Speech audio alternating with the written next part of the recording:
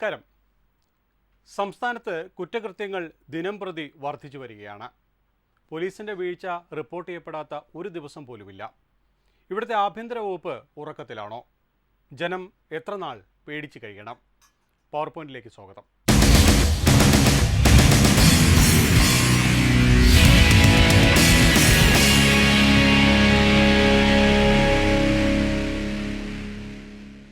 കോൺഗ്രസ് നേതാവ് advocate Manchavilakam Jayan, advocate Jija James Mathew, LDF നേതാവ് advocate Satheesh Vasant എന്നിവർ പവർ പോയിന്റിനൊപ്പം എനിക്കൊപ്പം ചേരുകയാണ്. അഡ്വക്കേറ്റ് മഞ്ചവിളാകം ജയൻ, ഇവിടെ ഇപ്പോൾ ഈ പോലീസിൻ്റെ വീഴ്ചയെക്കുറിച്ച് ചർച്ച ചെയ്യുമ്പോൾ നമ്മൾ ഈ ചർച്ച ചെയ്യുന്ന നിമിഷത്തിൽ പോലും ഓരോ കുറ്റകൃത്യങ്ങൾ റിപ്പോർട്ട് ചെയ്യപ്പെട്ടുകൊണ്ടിരിക്കുകയാണ്. പ്രത്യേകിച്ചും സംസ്ഥാനത്ത് എനിക്ക് തോന്നുന്നു കഴിഞ്ഞൊരു 8 വർഷത്തെ കാലം പരിശോധിച്ചാൽ ഈ കുറ്റകൃത്യങ്ങളുടെ എണ്ണം ഇങ്ങനെ ഓരോ ദിവസം കൂടി വരുന്ന കണക്കുകളാണ് റിപ്പോർട്ട് ചെയ്യപ്പെടുന്നത്. എന്തുകൊണ്ടാണ് ഇങ്ങനെ സംഭവിക്കുന്നത് എന്നുള്ളൊരു ചോദ്യം ഉയരുമ്പോൾ ആഭ്യന്തര വകുപ്പിനെക്കുറിച്ച് കൂടുതൽ, അവരുടെ പ്രവർത്തനങ്ങളെക്കുറിച്ച് കൂടുതൽ ചിന്തിക്കേണ്ടിയിരിക്കുന്നു. എന്താകാം ഇത്തരം ഈ കുറ്റകൃത്യങ്ങളുടെ എണ്ണം കൂടുന്നതിന് കാരണമെന്നാണ് താങ്കൾ വിലയിരുത്തുന്നത്? നോക്കൂ, കേരളം ഓരോ ദിവസവും വന്നുകൊണ്ടിരിക്കുന്ന റിപ്പോർട്ടുകൾ സത്യം പറഞ്ഞാൽ ദൃശ്യമാധ്യമങ്ങളും പത്രമാധ്യമങ്ങളും വായിക്കുമ്പോൾ ഹൃദയം പൊട്ടുകയാണ്. അത് ഓരോ ദിവസവും. ആദ്യ കുറച്ച് ദിവസങ്ങൾ നമ്മൾ വനത്തിലെ കടുവയായിരുന്നു ചർച്ച. ആ കടുവയെ കൊന്നതും കടുവയാണ്. ആ കടുവയുടെ വയറ്റിനുള്ളിൽ പാവപ്പെട്ട രാധയുടെ കമ്മലും ലുങ്കിയും മുടിയും, ഇതൊക്കെ ആഫ്രിക്കയിലല്ല, അമേരിക്കയിലല്ല, നമ്മുടെ കേരളത്തിലാണ്. ഇപ്പോൾ കഴിഞ്ഞ 1-2 ആഴ്ചയായി ഇവിടെ നടക്കുന്ന ലഹരി, കേരളം മൊത്തം ലഹരിമയം ആയിരിക്കുകയാണ്. കഞ്ചാവിൻ്റെയും മദ്യത്തിൻ്റെയും നാടായി കേരളം മാറി. നമ്മൾ കണ്ടില്ലേ, കഴിഞ്ഞ ഓണത്തിനും ക്രിസ്മസിനുമൊക്കെ ഏറ്റവും കൂടുതൽ മദ്യം വിൽക്കപ്പെടുന്ന സംസ്ഥാനം കേരളമായി മാറുന്നു. ഈ രാജ്യത്തിൻ്റെ ഏറ്റവും വലിയ സംസ്ഥാനമായി മാറുന്നു കേരളം.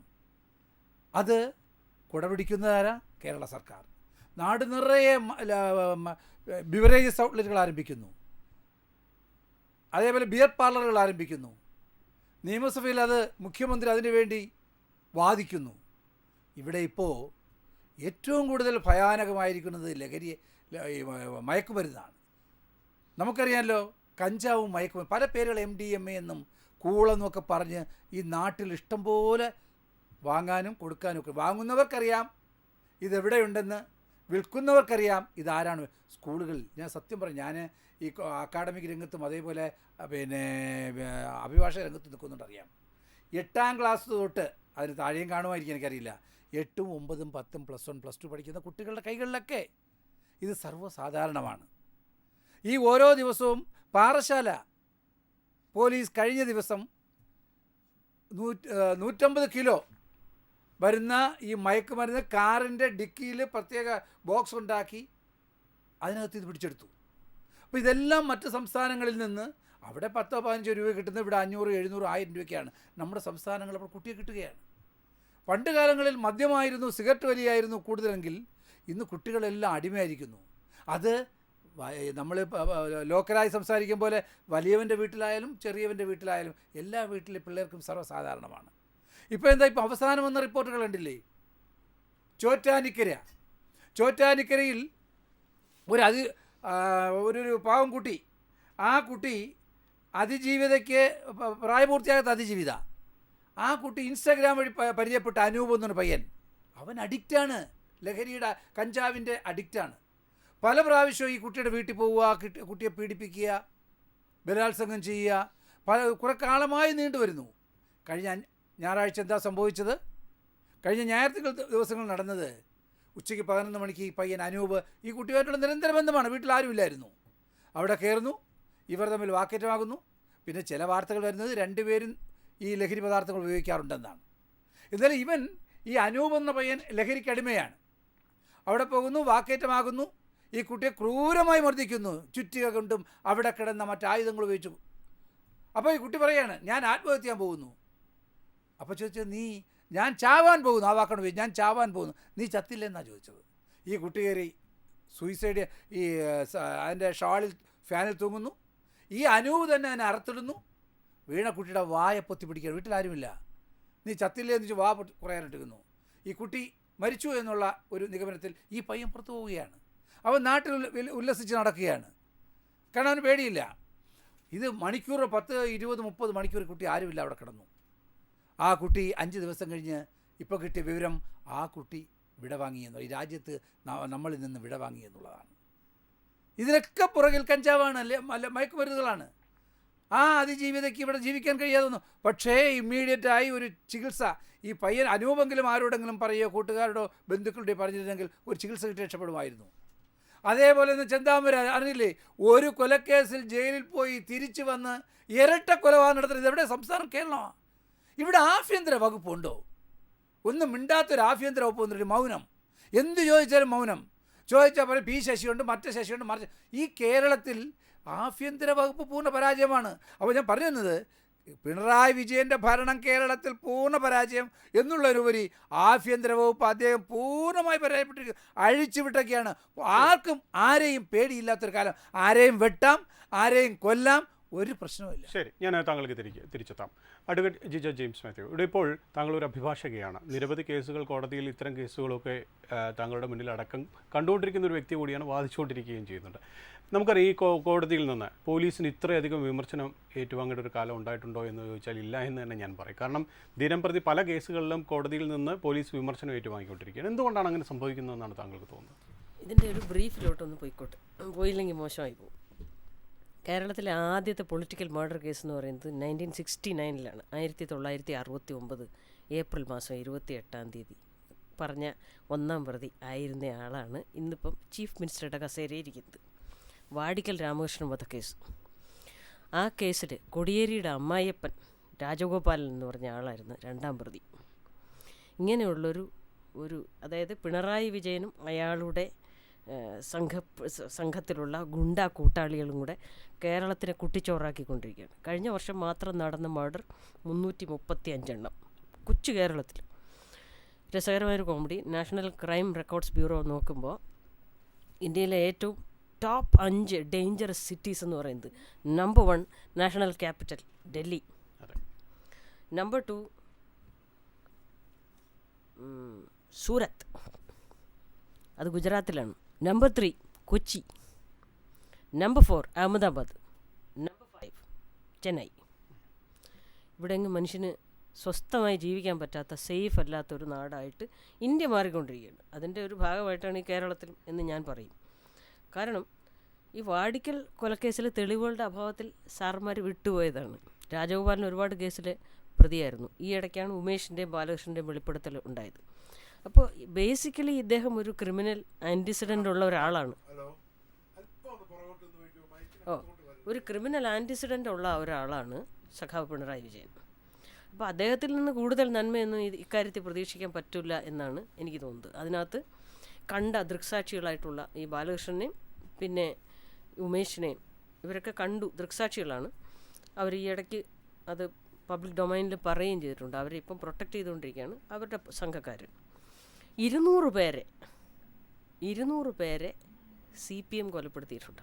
RSSകാരെ മാത്രം. RSSകാർ തിരിച്ചും ചെയ്തിട്ടുണ്ട്. പക്ഷേ കേരളത്തിലെ ഏറ്റവും ക്രിമിനൽ പശ്ചാത്തലങ്ങളുള്ളത് ഇവരാണെന്നാണ് എനിക്ക് തോന്നുന്നത്. ഇനി കേരളത്തിലെ മന്ത്രിമാരുടെ കാര്യം കൂടെ ഞാനൊന്ന് പറഞ്ഞോട്ടെ, ഇല്ലെങ്കിൽ മോശമായി പോകും. ഒന്ന്, മുഹമ്മദ് റിയാസ് മരുമോൻ മന്ത്രിക്കെതിരെ 12 കേസുണ്ട്. അതിൽ 5 കേസ് കൊള്ളാവുന്ന നല്ല വകുപ്പൊക്കെ ഉള്ള കേസാണ്, സീരിയസ് ഒഫൻസസ് ഉള്ളത്. പിണറായി വിജയനെതിരെയും 2 കേസ് പെൻഡിംഗ് ഉണ്ട്. ഒന്ന് SNC ലാവലിൻ സുപ്രീം കോടതി കിടപ്പുണ്ട്. 2024 മാത്രം കേരളത്തിൽ രജിസ്റ്റർ ചെയ്ത ക്രിമിനൽ കേസുകളെന്ന് പറയുന്നത് 3,05,923. ഇനി കേരളത്തിലെ ഏറ്റവും കൂടുതൽ ക്രൈം റേറ്റ് എവിടെയുള്ളതാണെന്ന് ഇവിടുത്തെ ഡാറ്റ അനുസരിച്ച് തിരുവനന്തപുരമാണ്. പക്ഷേ അതല്ല ശരി, കൊച്ചിയാണ് ഏറ്റവും കൂടുതലുള്ളത്. കോഴിക്കോടെന്ന് പറയുന്നുണ്ട്, കോഴിക്കോടല്ല, ഡാറ്റ അതിനകത്ത് പെശകുണ്ട്. പക്ഷേ ഞാൻ മനസ്സിലാക്കുന്നത് ഏറ്റവും കൂടുതൽ ക്രൈം റേറ്റ് കൂടുതലുള്ളത് എറണാകുളമാണ്. അതിൻ്റെ ഒന്ന്, ഇതിലെല്ലാവരും ഇൻ്റർഡിപ്പെൻഡൻ്റായിട്ട് റെസ്പോൺസിബിളാണ്, me too and you too. കാരണം എന്താണെന്ന് വെച്ചാൽ, ഒന്ന്, നമ്മുടെ സിസ്റ്റം ആ രീതിക്ക് നശിച്ചു പോയിരിക്കുന്നു. ഇവരെല്ലാവരും കൂടെ ചേർന്ന് അതിനെ നശിപ്പിച്ചു. അതായത് ഈ പോലീസിനെ രാഷ്ട്രീയവൽക്കരിച്ചത്, പോലീസ് ബെസ്റ്റ് പോലീസിംഗ് ഇല്ല. 2020 ക്രൈം നമ്പർ 6 FIR നമ്പർ 6/2020 ഞാനൊരു സൈബർ ക്രൈം കേസ് കൊടുത്തിരുന്നു. ഇന്നേ വരെ ഒരുത്തനെ പോലും അറസ്റ്റ് ചെയ്തിട്ടില്ല. വെറുതെ അവിടെ അടയിരിക്കാൻ വേണ്ടി ഈ ഓഫീസർമാർ എന്തിനാണ് നമ്മളുടെ ഇൻകം ടാക്സും നമ്മുടെ ടാക്സും കൊടുത്ത് ഇവരെന്തിനാണ് നമ്മൾ തീറ്റിപ്പോറ്റുന്നത് എന്ന് ആലോചിക്കണം. അപ്പോൾ ഇതിൽ 12 മന്ത്രിമാർക്കെതിരെ 12 മന്ത്രിമാർക്കെതിരെ കേസുണ്ട് കേരളത്തിൽ. അവരാണ് കേരളത്തിൻ്റെ ലോ ആൻഡ് ഓർഡർ നോക്കണമെന്ന് പറഞ്ഞ് already they are accused people. ഇവർ പ്രതികളാണ്. ഇവർ അവിടെ കയറ്റി ഇരുത്തിയാൽ ഈ രാജ്യം എങ്ങനെ രക്ഷപ്പെടും? അഡ്വക്കേറ്റ് സതീഷ് വസന്ത്, ഇവിടെ ഇപ്പോൾ ഈ ക്രൈം റേറ്റിൻ്റെ കണക്കും മറ്റുമൊക്കെ പറഞ്ഞു. അത് ഓരോ ദിവസം കൂടി വരുന്നു, അല്ലെങ്കിൽ ആ കുറ്റകൃത്യങ്ങളുടെ എണ്ണം പെരുകിയാണ് പോയിക്കൊണ്ടിരിക്കുന്നത് എന്നുള്ള കാര്യത്തിൽ യാതൊരു സംശയമില്ല. അതില്ല എന്ന് പറഞ്ഞാലും പൊതുസമൂഹം അംഗീകരിക്കില്ല എന്നുള്ളതാണ് അതിൻ്റെ വസ്തുത. ഇവിടെ ഇത്തരം കാര്യങ്ങൾ ഇല്ലാതാക്കാൻ വേണ്ടി പോലീസിന് സംവിധാനമുണ്ട്, ആഭ്യന്തര വകുപ്പിന് സംവിധാനങ്ങളുണ്ട്. പക്ഷേ ആ സംവിധാനങ്ങളൊന്നും ഇപ്പോൾ ഉപയോഗിക്കപ്പെടുന്നില്ല. നമ്മുടെ മുന്നിൽ ഇൻ്റലിജൻസ് എന്ന് പറയുന്നൊരു വിഭാഗം എന്ന് പറയുന്നൊരു സംവിധാനമുണ്ട്. ആ ഇൻ്റലിജൻസ് എത്രത്തോളം പ്രവർത്തിക്കുന്നു എന്ന് ചോദിച്ചാൽ അവർ ഇപ്പോൾ നിഷ്ക്രിയമാണ് എന്ന് പറയാൻ കഴിയും. കാരണം പല സംഭവങ്ങളും ഇപ്പോൾ ഉണ്ടായിരിക്കുന്ന ഏറ്റവും ഒടുവിലുണ്ടായിരിക്കുന്ന പാലക്കാട് അടക്കം, ഇപ്പോൾ ഏറ്റവും ഒടുവിൽ സംഭവിച്ചിരിക്കുന്ന കാര്യങ്ങളടക്കം ഇതൊക്കെ കണ്ടുപിടിക്കാൻ ഇൻ്റലിജൻസിന് കഴിയുമായിരുന്നു, അത് ഒഴിവാക്കാമായിരുന്നു. പക്ഷേ അത്തരം കാര്യങ്ങളിലൊന്നും കൃത്യമായ ഒരു ഇടപെടലും ഉണ്ടാകുന്നില്ല എന്ന് പറയുമ്പോൾ ആഭ്യന്തര വകുപ്പ് പൂർണ്ണ പരാജയമാണ്. ഈ നേരത്തെ അഡ്വക്കേറ്റ് മഞ്ചവിളാകൻ ജയൻ ചൂണ്ടിക്കാട്ടിയതുപോലെ ആ വകുപ്പ് മറ്റാരെങ്കിലും ഏൽപ്പിച്ചാൽ നന്നായിരിക്കുമെന്ന് അദ്ദേഹം പറഞ്ഞത് സത്യമല്ലേ? ജോയ്, ഇവിടെ മഞ്ചവിളാകവും നമ്മളെ എൻ്റെ സുഹൃത്ത് അഡ്വക്കേറ്റിന് നമ്മൾ പറഞ്ഞതെന്ന് വെച്ചാൽ ഈ LDF സർക്കാർ പിണറായി ഭരിക്കുന്നുകൊണ്ടാണ് ഇങ്ങനെ എല്ലാം സംഭവിക്കുന്നത് എന്നുള്ളതാണ്. അത് അവർ കണക്കും പറഞ്ഞു 12 മന്ത്രിമാർ റിയാസിനെ അങ്ങനെ ഓരോരുത്തരെയായിട്ട് പിണറായി വിജയൻ മുഹമ്മദ് റിയാസ് ഓരോ മന്ത്രിമാരെയും കാര്യം ഒരു 12 മന്ത്രിമാരെ പറഞ്ഞില്ല, 2 മന്ത്രിമാരെ എടുത്തു പറഞ്ഞോളൂ. അവരൊക്കെ എല്ലാം ക്രിമിനൽ പശ്ചാത്തലം. എന്താണ് ക്രിമിനൽ പശ്ചാത്തലം? അവർ പൊളിറ്റിക്കൽ ലീഡേഴ്സാണ്. ആ പൊളിറ്റിക്കൽ ലീഡേഴ്സിനുള്ള കേസ് എന്ന് പറയുന്നത് വേറെ കേസിനെ പോലെയാണോ? ആരെയും കൊന്നതാണോ? അല്ലെങ്കിൽ വേറൊരു രീതിയിലാണോ? അവരൊരു പൊളിറ്റിക്കൽ ലീഡേഴ്സിന് ആയതുകൊണ്ട് അവർക്ക് പേരിൽ കേസ് വരുന്നു. സ്വാഭാവികം. ബാലിനടുത്ത് സ്വന്തം അമ്മാവനാണ് ആ കുട്ടിയെ 2.5 വയസ്സുള്ള കുട്ടിയെ കണ്ടു. എന്തിനാണ് നമ്മൾ പരിശോധിക്കും? നമ്മൾ വ്യതിചലിച്ചു പോലെ അതാണ് നമുക്ക് പറ്റുന്നത്. നമ്മളൊരു പൊളിറ്റിക്കൽ പാർട്ടിയെ അല്ലെങ്കിൽ ആര് ഭരിക്കുന്നോ ആ ഭരിക്കുന്ന സംവിധാനത്തിനെ കുറ്റം പറഞ്ഞാൽ അവരാണോ അവിടെ ഇവിടെ ആഭ്യന്തര വകുപ്പ് ഇന്റലിജൻസ് വിഭാഗം ഇവിടെ എന്താണ് സ്വന്തം അമ്മാവൻ? ഞാൻ പറഞ്ഞു അവിടെ ഒരു മരണം നടന്ന വീട്, സ്വന്തം അമ്മാവൻ ആ കുട്ടിയെ എടുത്ത് കെട്ടിയിടുന്ന ഇന്റലിജൻസിന് എങ്ങനെ കിട്ടും? ഈ ചെന്താമരയുടെ കേസ് ഞാൻ പറഞ്ഞു അതാണ് പറഞ്ഞത്. ഈ ചെന്താമര കറങ്ങി പോലീസിന് മുന്നിൽ കൂടി കറങ്ങി നടന്ന് 2 ക്രൂര കൊലപാതകങ്ങൾ നടത്തിയപ്പോൾ ഇവിടുത്തെ പോലീസ് എന്ത് നോക്കി? ഞാൻ പറഞ്ഞു 100% ആ ചെന്താമരയുടെ കേസ് അന്നിരുന്ന അവിടെ ആ സ്റ്റേഷനിൽ ഇരുന്ന് SHOക്ക് തെറ്റ് പറ്റിയിട്ടുണ്ട്. അതിന് SP റിപ്പോർട്ട് കൊടുത്തിട്ടുണ്ട്. 2 ജീവനുകളാണ് ഇത് കണ്ടുപിടിച്ച് ഇല്ലാതാക്കാൻ ശ്രമിക്കണം. അതാണ് ഭരണകൂടത്തിന്റെ ഞാൻ പറഞ്ഞു ജോയ്, ഞാൻ പറഞ്ഞു വെക്കില്ല, ഞാൻ പറഞ്ഞു അത് സമ്മതിക്കണം. അദ്ദേഹത്തിന് അവിടെ ഇരിക്കേണ്ട യോഗ്യത ഇല്ല. അതാണ് ഞാൻ ചോദിച്ചത്. അത് SHO വേറൊരു ചിറയൻകീഴ് നടന്നിട്ടുണ്ടല്ലോ. ചിറയൻകീഴ് ഒരു പോറ്റിയുടെ ഭാര്യ നിങ്ങൾക്കറിയാലോ. അതിൻ്റെ അകത്ത് വന്നിട്ട് അവർ അദ്ദേഹം അമ്പലത്തിൽ പോയപ്പോഴത്തേക്ക് ആ ഉച്ചയ്ക്ക് അവർ കുട്ടിയെ കൊണ്ടാക്കിയിട്ട് വന്നു. അതെങ്ങനെയാണ് വന്നത്? നിങ്ങളൊന്ന് പരിചയക്കണം. ഇതെല്ലാം സംഭവിക്കും. ഇപ്പം ചെന്താമരയുടെ കേസ് അതാണ് പറയുന്നത്. അത് ഏതോ ഒരു ഇത് ജോത്സ്യൻ പറഞ്ഞു കൊടുത്തു, നിങ്ങളെ ഭാര്യയും മോളും പിറങ്ങിപ്പോയത് തൊട്ടടുത്തുള്ള വീട്ടിൻ്റെ ഇന്ന ആളിൻ്റെ കുഴപ്പമില്ല, അത് മുടി നീട്ടി വളർത്തിയ പാർട്ടിയാണെന്നാണ് പറഞ്ഞത്. ഇപ്പം ഈ കൊച്ചിനെ കെട്ടി എറിഞ്ഞത് അവർക്ക് അന്ധവിശ്വാസം കൊണ്ടാണ്. നടപടിയാണ്. ഇത്തരം കേസുകൾ സംബന്ധിച്ച് കൃത്യമായ വിവരങ്ങൾ മനസ്സിലാക്കാനുള്ള ഒരു സംവിധാനവും അല്ലെങ്കിൽ ഇങ്ങനെയുള്ള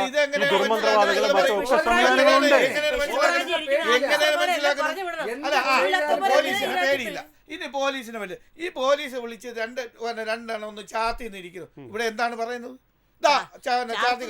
ഞാൻ പിന്നെ വേണ്ടേ എല്ലാത്തിനും ഞാൻ പറഞ്ഞത്. ഒരു കുട്ടി നിങ്ങളെ കണ്ടല്ലോ, സ്കൂളിലെ കുട്ടി അധ്യാപകൻ തന്നെ ഫോൺ വാങ്ങിച്ചു വെച്ചെന്ന് പറഞ്ഞാൽ കാണിപ്പ് കണ്ടില്ലേ? നിങ്ങൾ വെളിയിറങ്ങിയാൽ കുത്തിക്കൊല്ലും. ഇത്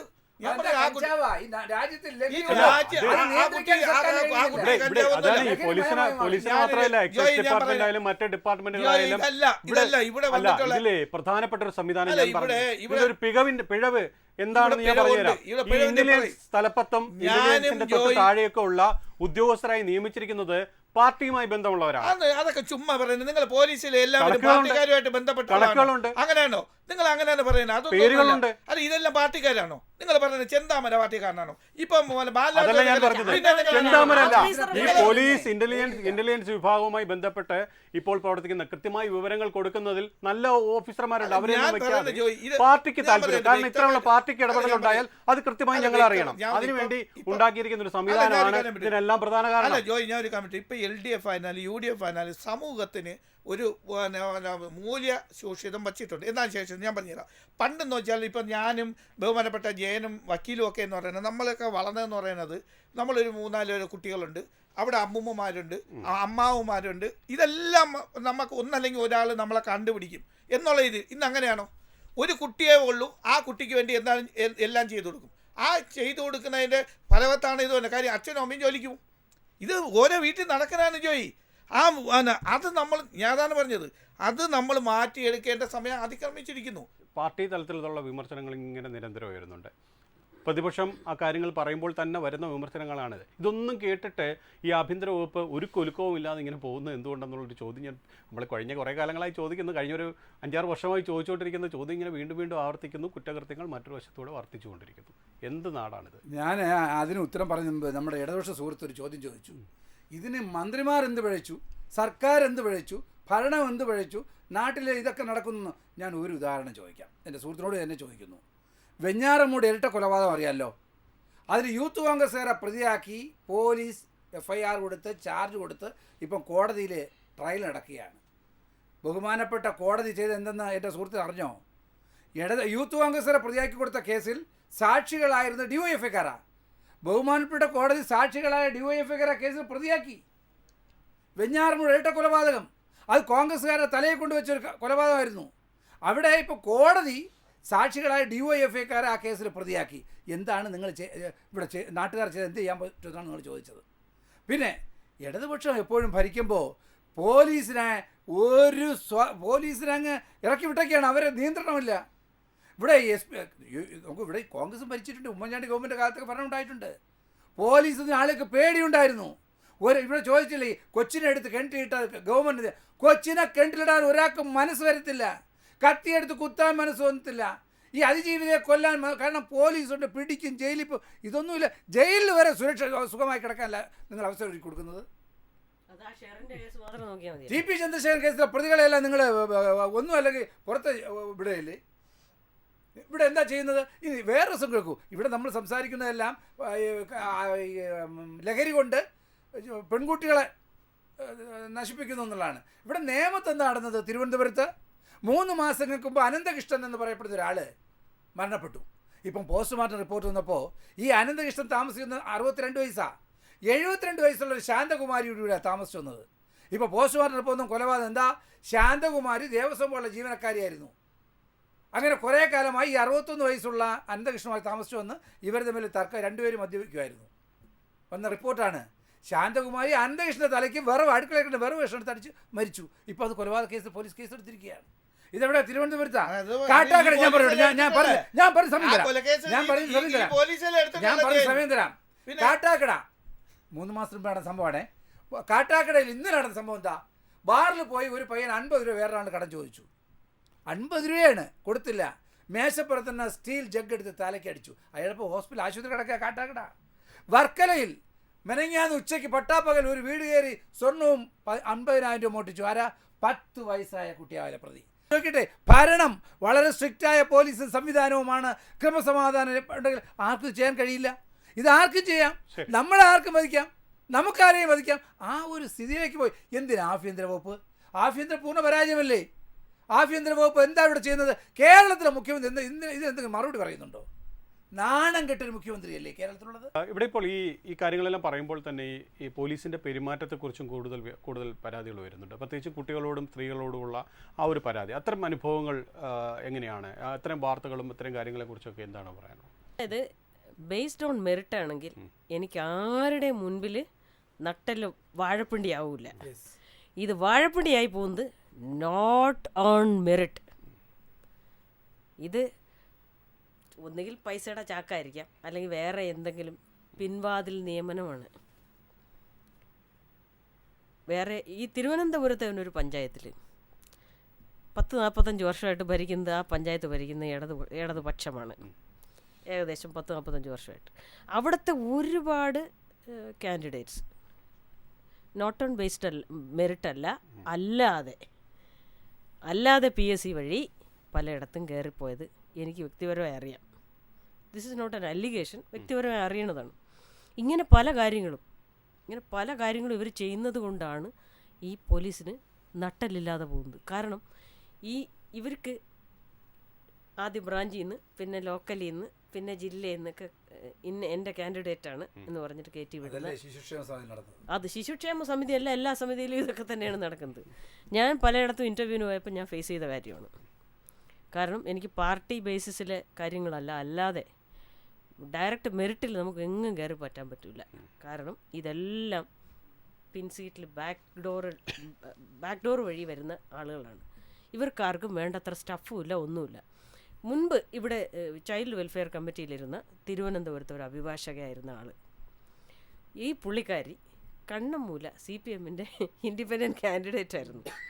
ലോക്കൽ സെൽഫ് ഗവൺമെൻറ്റിൻ്റെ തദ്ദേശ സ്വയംഭരണ ഇലക്ഷൻ വന്നപ്പോൾ അങ്ങനെയുള്ളവരെ പല പോസ്റ്റുകളിലും ആക്കിയാൽ അപ്പോഴാണ് പെരുകുട സദാശിവൻ അദ്ദേഹത്തിൻ്റെ കൊച്ചുമോളുടെ കേസ്, അനുപമ കേസ് വരണതും ആ കൊച്ചിനെ ആന്ധ്രയെ കടത്തിയതും. അത്ര വിദഗ്ധമായി ഇത് അവർക്ക് വേണ്ടി, അവരുടെ ആളുകളെ സേവ് ചെയ്യാൻ വേണ്ടി മാത്രം ഉള്ളൊരു സർക്കാരാണ്, ജനത്തിന് വേണ്ടിയുള്ള സർക്കാരല്ല. This is only for communist party, അല്ലെങ്കിൽ അവരുടെ അല്ലീസിന് വേണ്ടി മാത്രം ഇവരെന്തൊക്കെയോ ചെയ്തു കൂട്ടുന്നു. അതിൽ പ്രതികളായവരെ രക്ഷിക്കാനും ഇവരുടെ ആളുകളെ തന്നെ പോസ്റ്റ് ചെയ്യുന്നു. കാരണം ഊരിപ്പോരണമല്ലോ. ഇതാണ് വാസ്തവം നടക്കുന്നത്. അല്ലാതെ ഇവിടെ മെറിറ്റിൽ വന്നവരാണെങ്കിൽ നട്ടലോടുകൂടി പറയും, സാർ ഇതെനിക്ക് ചെയ്യാൻ പറ്റില്ല, എനിക്ക് ഈ അന്യായത്തിന് കൂട്ടു നിൽക്കാൻ പറ്റില്ല. കാരണം കൂട്ട് നിന്നേ പറ്റൂ, ഇല്ലെങ്കിൽ ഇവൻ വേറെ മഞ്ചേരിയിലിരിക്കും, അല്ലെങ്കിൽ കാസർഗോട്ടിരിക്കും. ഇവൻ ഇവിടെ ഇരിക്കണമെങ്കിൽ ഇവർ പറയുന്ന എല്ലാ തെമ്മാടിത്തരത്തിനും, ആ വാക്ക് ഉപയോഗിച്ചാൽ ക്ഷമിക്കണം, ഇവർ പറയുന്ന എല്ലാ തെമ്മാടിത്തരത്തിനും കൂട്ടു നിൽക്കേണ്ടി വരുന്ന നട്ടലില്ലാത്ത ആഫീസർമാരെ സൃഷ്ടിച്ചത് ഇവരാണ്. അതുകൊണ്ട് ഈ കേരളത്തിൻ്റെ ആഭ്യന്തര വകുപ്പ് തകർന്ന് തരിപ്പണമാക്കിയതിൻ്റെ മെയിൻ ഉത്തരവാദിത്വം സഖാവ് പിണറായിക്കാണ്, വേറെ ആർക്കുമല്ല. ശരി. അഡ്വക്കേറ്റ് സതീഷ് വസന്ത്, ഇവിടെ ഇപ്പോൾ ഞാൻ നേരത്തെ പറഞ്ഞതുപോലെ തന്നെ ഈ നേരത്തെയൊക്കെ ഈ പോലീസിന് ഈ താഴെത്തട്ടിലുള്ള ജനങ്ങളുമായിട്ടൊക്കെ നല്ല ബന്ധം ഉണ്ടായിരുന്നു. അങ്ങനെയൊക്കെ പല കേസുകളൊക്കെ തെളിയിക്കുന്ന സാഹചര്യമുണ്ട്. ഇപ്പം ചെന്താമരയുടെ ആ കേസ് തന്നെ അവിടുത്തെ ജനങ്ങൾ ഒറ്റക്കെട്ടായി കൂടെ നിന്നാണ് പോലീസിനെ സഹായിച്ചത്. പോലീസ് അവിടെ ഗുരുതരമായ വീഴ്ച വരുത്തിയതുകൊണ്ടാണ് ആ സംഭവം ഉണ്ടായതെന്നുള്ള കാര്യത്തിൽ യാതൊരു സംശയവുമില്ല.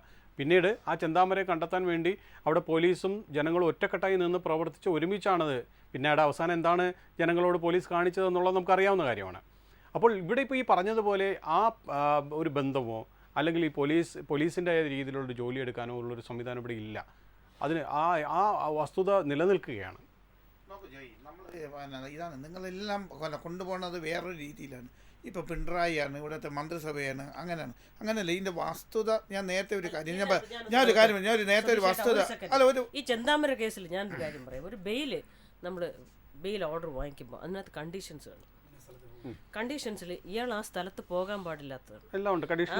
കൊച്ചി ചെന്ന് കരഞ്ഞുകൊണ്ട് പറയാണ്, എൻ്റെ അച്ഛൻ്റെ കൂടെ എപ്പോഴും പോവുകയാണ്, പേടിച്ചിട്ടൊരു പാവം മോള് പോകുമ്പം കണ്ടോണ്ടെന്ന്. ഈ ആഭ്യന്തര വകുപ്പ് കിഴങ്ങൻ ഭരിക്കുന്നത് കൊണ്ടാണ് ഇതിങ്ങനെയൊക്കെ നടന്നത്. ആ വാക്കാണ് ഉപയോഗിക്കേണ്ടി വരുന്നത്. ഈ കുട്ടി കൃത്യമായി പോലീസിനോട് പരാതിയായിട്ടും ആര് തെറ്റി ഞാൻ പറഞ്ഞു, ആര് തെറ്റാലും എന്നെ സംരക്ഷിക്കുന്ന ഇതല്ല. അന്നത്തെ ആ SHOക്ക് അവിടെ വീഴ്ച പറ്റിയെന്ന് SP എന്നെ മേലെ റിപ്പോർട്ട് ചെയ്തിട്ടുണ്ടല്ലോ. അതിനെവിടെ ആരാണ് സംരക്ഷിക്കുന്നത്? ഞാൻ പറഞ്ഞത് ആര് ചെയ്താലും AO BO ചെയ്തെന്നാലും അതിന് ശിക്ഷിക്കപ്പെടണം. അതിനൊന്നും ഇവിടെ അതെല്ലാം പിണറായി വിജയൻ എന്ന് പറഞ്ഞാൽ നിങ്ങൾക്ക് എന്താണെന്ന് നോക്കുകയാണെങ്കിൽ നമ്മൾ വാസ്തവത്തിൽ ഇവിടെ എന്ന് പറയുന്നത് ഒരു സോഷ്യൽ, നിങ്ങൾ നേരത്തെ പറഞ്ഞ പോലെ സോഷ്യൽ മെൻ്റലി അറ്റാച്ച്മെൻറ്റ് ഇവിടെ പോയിട്ടുണ്ട്. ഇവിടെ എല്ലാവർക്കും അവരവരുടെ കാര്യം, ഒന്ന് സ്വന്തം കാര്യം, എനിക്ക് എൻ്റെ കാര്യം, ഞാൻ പോകുന്നു, ജോലിക്ക് പോകുന്നു, ഞാൻ തിരികെ വരുന്നു, എൻ്റെ വീട്ടിലായിരുന്നാലും മതി തന്നെ. ഞാൻ പറഞ്ഞു വീട്ടിൽ പോകുന്നു, വേറൊരാളായിട്ടൊരു ബന്ധമില്ലാതെ അവിടെ വരുന്നു, ആ വീട്ടിൽ ആര് വരണം എന്ന് അറിഞ്ഞൂടാ. ഞാൻ പറഞ്ഞത് ഇപ്പോൾ ചെറിയ കീഴിലുള്ള ഒരു പോറ്റിയുടെ ഭാര്യ മരിച്ചത് എങ്ങനെയാണ്? അവിടെ സ്ഥിരമായിട്ടാവും മരണമാണ്, പക്ഷേ തൊട്ടടുത്തുള്ള ആളുകൾക്ക് അറിഞ്ഞൂടാ. അവിടെ അവർ ചോദിക്കും, തൊട്ടടുത്തുള്ള അവർ ചോദിക്കുന്നത് തന്നെ, അവിടെ വോളിയം TV കൂടുതൽ വെച്ച് നമുക്കവിടെ എന്ത് നടക്കുന്ന അറിഞ്ഞൂടാ. അപ്പോൾ ഇത് അവിടെ ആര് വരുന്നോ എവിടെ പോകണമെന്നോ പണ്ട് നമുക്ക് അറിയായിരുന്നു. ഞാൻ വെച്ചാൽ ആ ഒരു ഒരു ഇത് അയൽവക്കത്തെ വീട്ടിൽ ഒളിഞ്ഞു കൊടുക്കണമെന്നാണ് ചേട്ടൻ ഇപ്പൊ പറഞ്ഞത്. അല്ലല്ല അവര് വേറെ വേണ്ടേ, നമ്മളെ വീട്ടിൻ്റെ തൊട്ടപ്പുറത്ത് അല്ലാതെ പറഞ്ഞവർ ചോദിക്കുമല്ലോ നിങ്ങൾ എന്താ വന്നതെന്ന് ചോദിക്കും, എൻ്റെ വീട്ടിൽ ചോദിക്കും. കാര്യം ആരോ സതീഷ് ആരാണ് നിങ്ങൾ ഇപ്പൊ വരുമ്പോ എൻ്റെ അടുത്ത് പറയും. പക്ഷേ അതൊന്നും ഇപ്പൊ വേണ്ട രീതിയിൽ ഈ സംവിധാനങ്ങൾ വേണ്ട രീതിയിൽ സംവിധാനം എന്തുകൊണ്ടാണെന്നുള്ള ഈ വേണ്ട രീതിയിൽ സംവിധാനം ചെയ്തുകൊണ്ടാണ് ഇത്രയും മയക്കുമരുന്നും ഇപ്പൊ നേരത്തെ പറഞ്ഞ കേസുകൾ എത്ര കേസുകൾ ഇപ്പൊ ഈ അടുത്ത കാലങ്ങളായി കേസായിരുന്നാലും ഈ മയക്കുമരുന്നുമായും മറ്റു കേസുകളുമായി എത്ര കേസുകൾ പിടിക്കപ്പെടുന്നുണ്ട്? ഇവിടെ ചെയ്യുന്നത് നിങ്ങൾ പറയുന്നത് ക്രൈം കേസ് ഇവിടെ എന്തുകൊണ്ടാണ് രജിസ്റ്റർ ചെയ്യുന്നത്? ഈ പോലീസിന്റെ അവരെ ആത്മീയം കെടാത്തുണ്ട്. അല്ലെങ്കിൽ ഈ കേസുകളിലുള്ള ഇവിടെ വരൂ, നിങ്ങളെന്ന് പറയൂ. അപ്പം നിങ്ങൾ പറയും ഇത്രയും കേസുകൾ എങ്ങനെ രജിസ്റ്റർ ചെയ്യുന്നത്? ഈ കേസുകളെല്ലാം രജിസ്റ്റർ ചെയ്ത് കോടതിയിൽ